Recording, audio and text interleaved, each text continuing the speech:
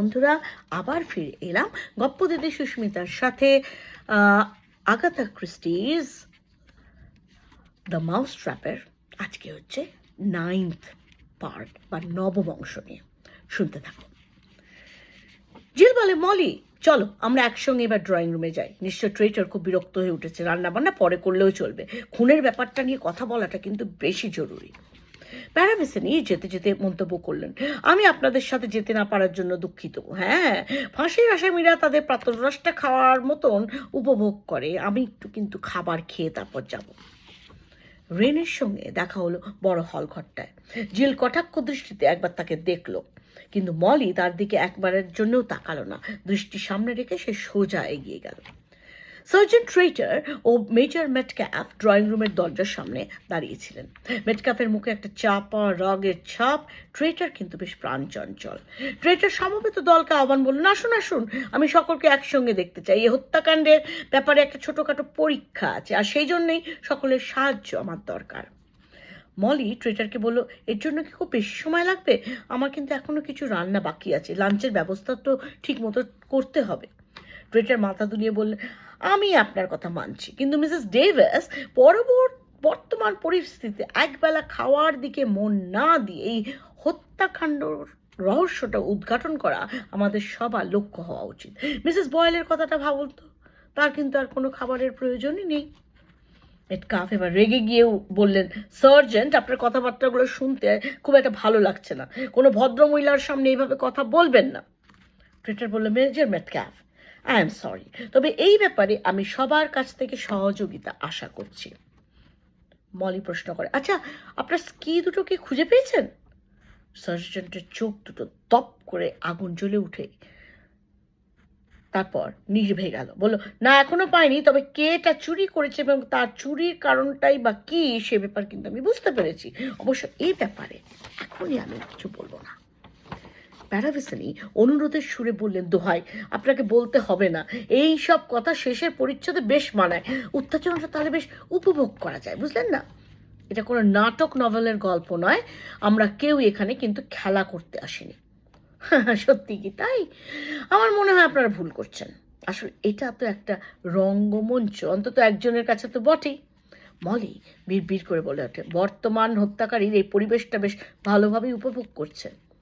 প্রত্যেকের দিকে মলি একবার তাকালেন, তার মুখটা আবার লাল হয়ে উঠল। সে বলল, এটা আমার কথা নয়, বলেছিলেন সার্জেন্ট ট্রেটার, তিনি নিজেই এই কথাটা বলেছিলেন। কথাটা যে ট্রেটারের খুব একটা ভালো লাগলো তার মুখ দেখে তা মনে হলো না। সে বলল, আপনার কথাবার্তা শুনে বেশ ভালো লাগে মিস্টার প্যারাভিসেনি, ঠিক যেন কোনো রহস্য নাটকের দৃশ্য, কিন্তু একটা কথা মনে রাখবেন, এর প্রতি মুহূর্তে লুকিয়ে আছে বাস্তব, সমস্ত কিছু কিন্তু বর্তমানে ঘটছে। রেন এসে বললো, তবে যতক্ষণ না ব্যাপারটা আমার ঘাড়ের ওপর টের পাচ্ছি। ট্রেটার আবার কিছুক্ষণের মধ্যে আমি আপনাদের কাছে একটা কথা শুনেছি।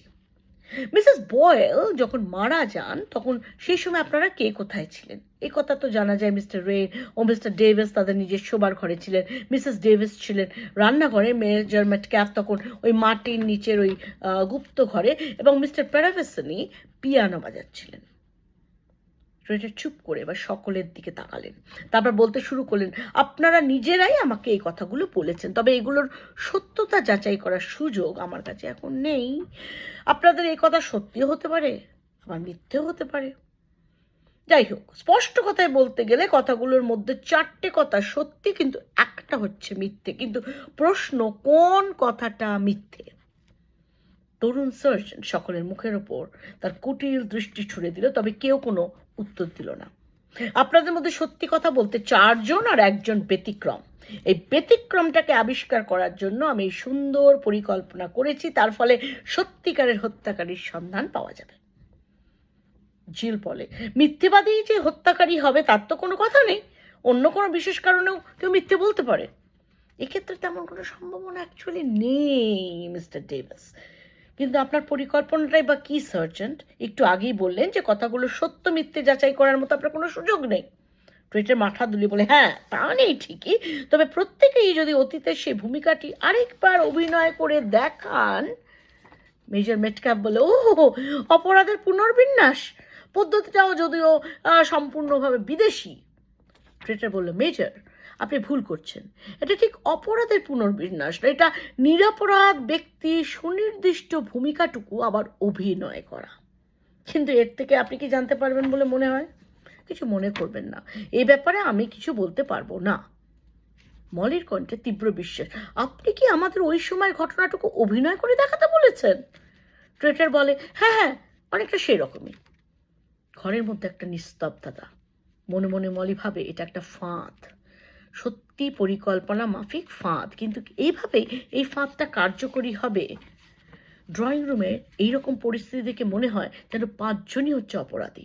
প্রত্যেকেই যেন খুশি মনে তরুণ সার্জেন্টের দিকে অস্বস্তি ভরা চাউনিতে বারবার তাকাতে লাগলো। যে তাকানোর মধ্যে ছিল একটা গোপন উত্তেজনার চাঞ্চল্য। সবার আগে ক্রিস্টোফার বলল, আমি কিন্তু কিছু বুঝতে পারছি না। এর সাহায্যে আপনি কি ধারণা করতে চান বলুন? এসব অবাস্তব ধ্যান ধারণা। মিস্টার রেইন, সত্যি কি তাই? জিল আস্তে আস্তে মাথা তুলিয়ে বললে, হ্যাঁ নিশ্চয়ই, আপনার বক্তব্যের মধ্যে যথেষ্ট যুক্তি আছে বলে আমি মনে করি সার্জেন্ট। আমরা এই ব্যাপারে সকলেই আপনাকে হেল্প করব। আমরা এই সময় ওই সময় কে কি কাজ করছিলাম সেই কাজই করতে হবে, তাই তো? ট্রেটার বলল, রাইট ইউ আর। একদম তাই, আরেকবার দেখতে চাই। ট্রেটারের দিকে স্থির দৃষ্টিতে তাকিয়েছিলেন মেজর ম্যাটক্যাফ। ট্রেটার সেদিকে গ্রাহ্যই করল না। প্যারাভিসিনিকে লক্ষ্য করে বললেন, মিস্টার প্যারাভিসিনি, আপনি তো পিয়ানোতে একটা গানের সুর তুলছিলেন, আপনি তখন ঠিক কি করছিলেন একবার দয়া করে দেখাবেন? প্যারাভিসিনি দ্রুত পায়ে গিয়ে পিয়ানোর সামনে টুলের সামনে বসলেন। মুচকি এসে সকলের দিকে একবার তাকিয়ে এই প্রাণহীন পিয়ানোর ভিতর দিয়ে সুর তুললেন। সকলে মন দিয়ে শুনুন সে বিখ্যাত সুর, 3টে ইঁদুর অন্ধ। ভদ্রলোক বেশ উপভোগ করছেন ব্যাপারটা, মলির তাই মনে হলো। বড় ড্রয়িং রুমের মধ্যে সুরটা যেন একটা মাদকতা নিয়ে এলো, আর একটা শিশিরানি ভাব।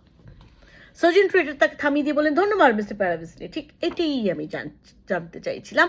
আগের বারেও আপনি ওই একইভাবে বাজিয়েছিলেন? সত্য তুলে, হ্যাঁ সার্জেন্ট, একেবারে এইরকম, এবং মাত্র 3 বার ওই লাইনটাই করেছিলাম। মলির দিকে তাকালেন ট্রেটার, বলেন, মিসেস ডেভিস, আপনি পিয়ানো বাজাতে পারেন? মুখে কিছু না বলে সম্মতিসূচক মাথা নাড়েন মলি। মিস্টার প্যারাভিসিনি যেভাবে দেখালেন সেভাবে নিশ্চয়ই সুরটা ফোটাতে পারবেন? খুব ভালোভাবেই পারবো। ট্রেটার বললে, তাহলে আপনি এবার টুলের উপর গিয়ে বসুন এবং আমার বলা মাত্র আপনি কিন্তু বাজানোর জন্য প্রস্তুত থাকবেন। মলির মুখের উপর একটা বিভ্রান্তির ছায়া ফুটে উঠল। তারপর পায়ে পায়ে বিপরীত দিকে গিয়ে পিয়ানোর দিকে এগিয়ে গেলেন। প্যারাভিসিনি একটু বিরক্ত ভঙ্গিতে টুল ছেড়ে দাঁড়ালেন। তার গলায় শোনা গেল মৃদু প্রতিবাদের সুর। কিন্তু সার্জেন্ট, আমার ধারণা ছিল আমরা সবাই যে যার নিজের ভূমিকাটাই দুবার করব। আপনি তো সেই সময় পিয়ানো বাজাচ্ছিলেন। ট্রেটার বলল, হ্যাঁ হ্যাঁ, আগের কাজ একই থাকবে, আর কোথাও কোনো বিচ্যুতি হবে না। তবে একই ব্যক্তির দ্বারা যে পালিত হবে তার কোনো বাধ্যবাধকতা নেই। জিল আবার বলল, এর পিছনে যে কি উদ্দেশ্য রয়েছে আমি কিছুই বুঝতে পারছি না। এর পিছনে সুনির্দিষ্ট একটা ধারণা ঠিক আছে মিস্টার জিল ডেভিস। প্রত্যেকের কথাটাই যাচাই করার জন্যই একটাই পথ আমি বলতে চাই। তাহলে আমি আপনাদের ভূমিকাটুকু জানিয়ে দিচ্ছি। মিসেস ডেভিস, এখানে পিয়ানোর কাছে আপনি অপেক্ষা করুন। মিস্টার রেইন, আপনি রান্নাঘরের দিকে যান দয়া করে। মিসেস ডেভিসের রান্নার দিকে একটু নজর দেবেন। আপনাকে মিস্টার রেনের শোবার ঘরে যেতে হবে মিস্টার প্যারাভিসিনি। সেখান থেকে আপনি ওই রকম শীষ দিতে থাকুন, ওই সুরটি ফুটিয়ে তুলবেন। সুরটা তো খুব প্রিয় আপনার। মেজর ম্যাটক্যাফ, আপনি মিস্টার ডেভিসের শোবার ঘরে টেলিফোন লাইনটার দিকে লক্ষ্য রাখবেন, আর মিস্টার ডেভিস সিঁড়ির দিকে কাঠের আলমারির পাশ দিয়ে অন্ধকার গুপ্ত কক্ষের দিকে আপনি এগিয়ে যান। কিছুক্ষণ কেউ কোনো কথা বলল না।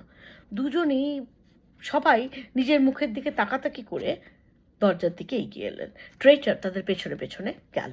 ট্রেটার বলল, মিসেস ডেভিস, আপনি 1 থেকে 50 গুনুন, গোনা শেষ হলেই পিয়ানোতে হাত দেবেন।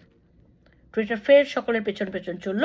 দরজাটা জোরে বন্ধ হবার আগে প্যারাভিসিনির হতচকিত কণ্ঠস্বর মলির কানে এলো, পুলিশে কখনো আবার এই ধরনের ছেলে খেলায় মেতে ওঠে সে কথা জন্মেও শুনিনি। 48, 49, 50 গোনা শেষ করে এক মুহূর্ত অপেক্ষা করলো মলি। তারপর বাধিত ভঙ্গিতে সাদা কালো রিডগুলোর উপর ঝুঁকে পড়ল। তার নরম আঙুলের মৃদু স্পর্শে ধ্বনিত হতে থাকলো সেই সুরটা, 3টে ইঁদুর অন্ধ, জানলা কপাট বন্ধ। মলির মনে হলো তার হৃদস্পন্দন বুঝি খুব দ্রুত থেকে আরো দ্রুততর হচ্ছে। দেখা যাচ্ছে প্যারাভিসিনি যা বলেছে তা মিথ্যে নয়, বরঞ্চ তা অক্ষর অক্ষরে সত্যি। এই ছড়াটার মধ্যে এক ধরনের নিষ্ঠুর ক্রূরতা রয়েছে এবং মনের মধ্যে এর প্রভাব খুবই দূরপ্রসারী। শিশুবেলায় এই ছড়া শুনে কি অবোধ নিষ্ঠুরতায় মেতে উঠছে যেন মনটা। পরিপূর্ণভাবে সাবালক হবার পরেও তার প্রভাবটুকু যেন ছাটিয়ে ওঠা যাচ্ছে না। দোতলার কোনো শোবার ঘর থেকে এই একই সুরে শীষ দিচ্ছে কেউ, তবে শব্দটা খুবই মৃদু এবং অস্পষ্ট। কান খাড়া করে না শুনলে সবটা উপলব্ধি করা যাবে না। প্যারাভিসিনি তাহলে রেনির ঘর থেকে শীষ দিতে শুরু করেছে। যুবক ক্রিস্টোফারের ভূমিকাটি বেশ ভালো ফুটিয়ে তুলেছে সে। আচমকা পাশের ঘর থেকে বেতার ঘোষিকার সুরেলা কণ্ঠস্বর ভেসে উঠল। সার্জেন্ট ট্রেটারি নিশ্চয়ই রেডিওটা চালিয়ে দিল। ভদ্রলোকই তাহলে মিসেস বয়েলের ভূমিকায় অভিনয় করছেন, কিন্তু কেন? এই পরিকল্পনার পশ্চাতে আসল উদ্দেশ্যটা কি? গোপন ফাঁদটাই বা কোথায়? হঠাৎ এক ঝলক ঠান্ডা হাওয়া হঠাৎ পিঠে এসে লাগলো মলির। কেউ যেন নিঃশব্দে পিছনে এসে শীতল হাত রেখেছে তার ঘাড়ের উপর। ভীষণভাবে চমকে উঠল মলি। ফিরে ফিরে তাকিয়ে দেখলো, না, কেউ তো কোথাও নেই। দরজাটা তো আগের মতোই বন্ধ। নিশ্চয়ই দরজাটা কেউ খুলেছিল, না হলে ঠান্ডা হাওয়ার স্পর্শ পাবে কি করে? মনে মনে মলি ভীষণ সন্ত্রস্ত হয়ে উঠল। যদি কেউ সকলের আলোকে ঘরের মধ্যে ঢুকে পড়ে? ব্যক্তিটি প্যারাভিসিনি হওয়া বিচিত্র নয়। তিনি তাহলে এখন সহজাত সাবলীলভাবে পিছন থেকে মলির উপর ঝুঁকে পড়ে 10টা বাঁকানো শক্ত আঙুল দিয়ে, আপনি তাহলে সত্যি ম্যাডাম আপনার মৃত্যুর সুর বাজিয়ে চলেছেন? দৃশ্যটা বেশ মনোহর। দূর, কিসব ভাবছি আমি, মলি বলে আসলে। সব অর্থহীন অলিক। তাছাড়া ভদ্রলোক তো এখনো আগের মতো মৃদু স্বরে শেষ দিচ্ছেন। দোতলায় রেনের শোবার ঘর থেকে ভেসে আসছে সেই শব্দটা। হঠাৎ একটা কথা মনে আসতেই মলি পিয়ানোর উপর থেকে হাতটা সরিয়ে নিল। প্যারাভিসিনির বাজনা কিন্তু কেউ শুনতে পায়নি। আসল রহস্যটা কি সেইখানেই? হয়তো ভদ্রলোক আদৌ পিয়ানোই বাজাচ্ছিলেন না, তার পরিবর্তে লাইব্রেরি ঘরে মিসেস বয়েলকে গলা টিপে হত্যা করার কাজে ব্যস্ত ছিলেন।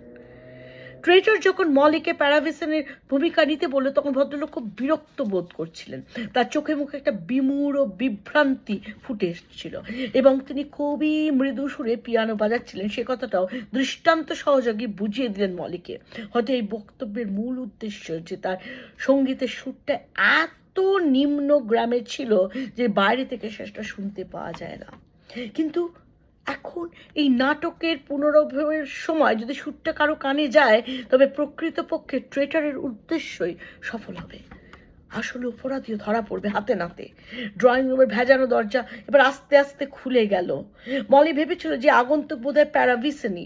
সে ভেবে ভয় পেয়ে চিৎকার করতে যাচ্ছিল, কিন্তু ট্রেটারকে দেখে সে মনোবল ফিরে পেল।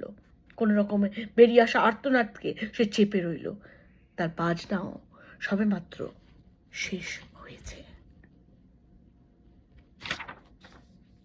9ম পর্ব আজকেই কিন্তু শেষ করছি। এরপরেই কিন্তু নেক্সট উইকে হবে revelation of the crime mystery বা রহস্যের জবনিকাপাত। কবে? সামনের সপ্তাহে। আজকে আসি, ভালো থেকো এবং নেক্সট উইকে কিন্তু অতি অবশ্যই গপ্পদিদি সুস্মিতার সাথে লগ ইন করতে ভুলো না, কারণ এটাই কিন্তু গল্পের ক্লাইম্যাক্স। আসি।